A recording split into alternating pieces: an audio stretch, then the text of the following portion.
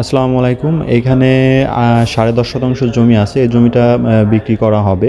যদি কারো পছন্দ হয় আমার ডেসক্রিপশনে দেওয়া নাম্বারে যোগাযোগ করতে পারেন। আর এই জমিটা হলো মোহাম্মদপুর বাজারের কাছাকাছি, ফরিদপুর সদর ফরিদপুরে। ফরিদপুর মেন শহর থেকে এই জমিতে অটোতে যেতে 15 টাকা অটো ভাড়া লাগে। আর দূরত্ব হলো 2 কিলোমিটার দূরত্ব মেন ফরিদপুর থেকে।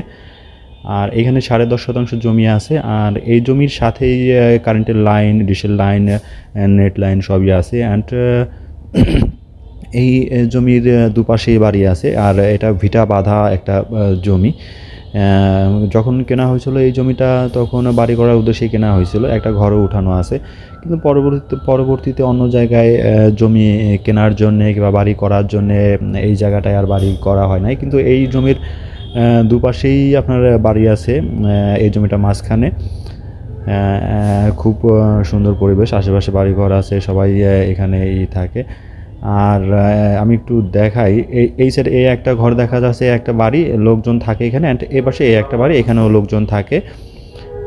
আর এই মাঝের জমিটা আর কি ফাঁকা। অ্যান্ড এই মাঝের জমিটাই বিক্রি হবে। এই জমিটা টোটাল জমি হলো 10.5 শতাংশ। তো এটা যদি কেউ কিনতে চান বাড়ি করার উদ্দেশ্যে, তাহলে আপনি বাড়ি করতে পারবেন।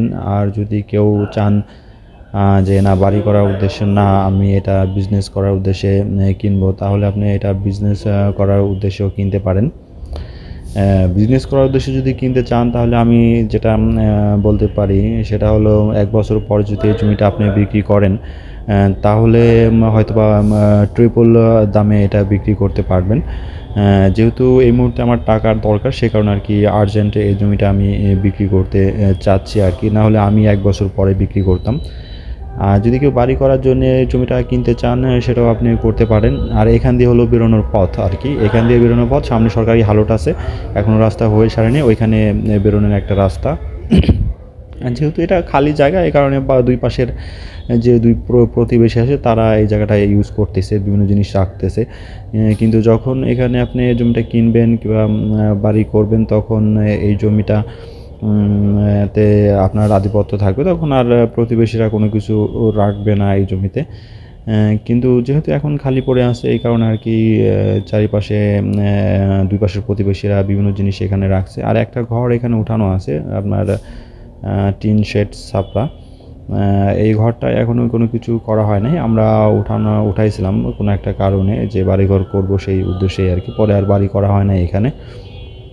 তো সর্বোপরি আমি যেটা মনে করি, আপনি যদি এই জমিটা কেনেন, তাহলে হয়তোবা এটা হলো পিছন সাইড আপনার, ওই এইখান থেকে মাটি, ডান পাশ থেকে মাটি তুলে দেন ওইখানে ভিটা বাঁধা হয়েছে। এই যে এখানে ভিটা বাঁধা হয়েছে, এটা হলো আপনার পিছন সাইড। আর সামনের সাইডটা ওই পাশে, বেরোনোর রাস্তা মূলত ওই পাশ।